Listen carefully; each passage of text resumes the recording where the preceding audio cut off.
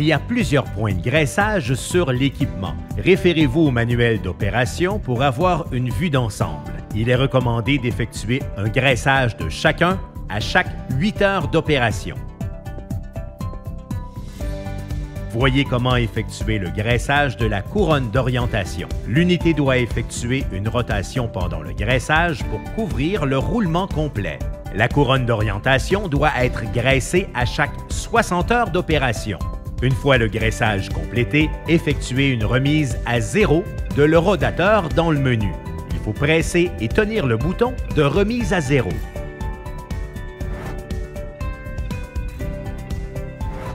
Le premier changement d'huile doit se faire après 20 heures de vibration. Par la suite, un changement d'huile doit être effectué à chaque 30 heures. Voici le point de remplissage.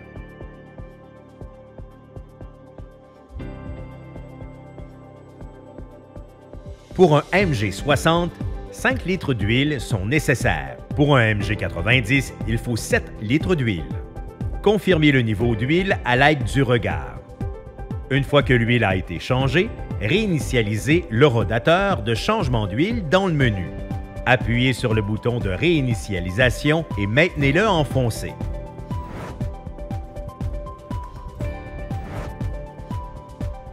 Il est important de vérifier tous les raccords et tuyaux hydrauliques.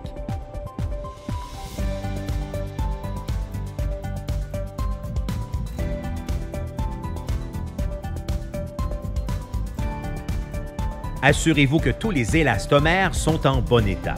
S'ils présentent des signes d'usure, ils doivent être remplacés.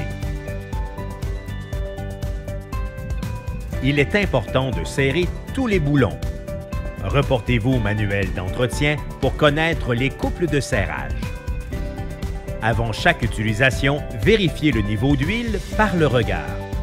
Il est recommandé de lubrifier les roulements en inclinant l'appareil des deux côtés. Effectuez un test complet de toutes les fonctions avant chaque faction de travail.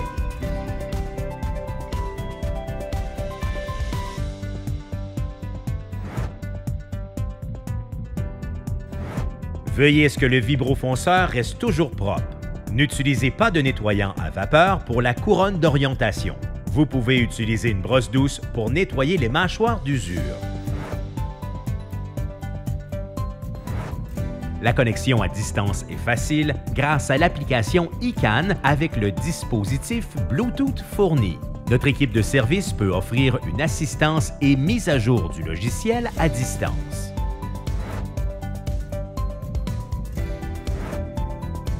Utilisez l'outil fourni pour changer les mâchoires inférieures. Il est recommandé de changer les tiges de maintien en même temps.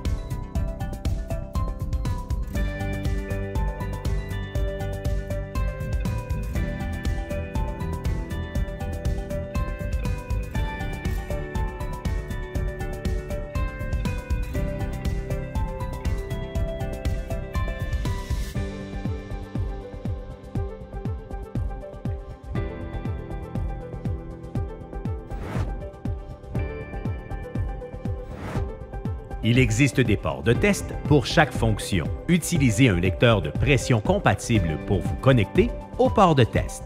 Reportez-vous au manuel d'entretien pour connaître leur emplacement.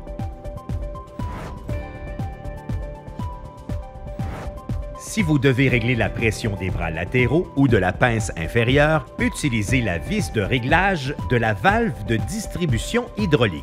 Si la pression est réduite mécaniquement, les réglages de basse pression doivent être modifiés dans les menus.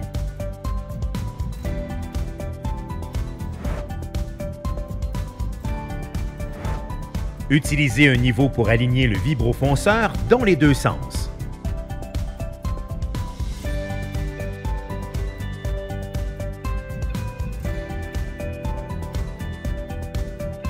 Utilisez le bouton de calibration pour accéder au menu et maintenez les deux boutons de réinitialisation enfoncés pour régler le niveau.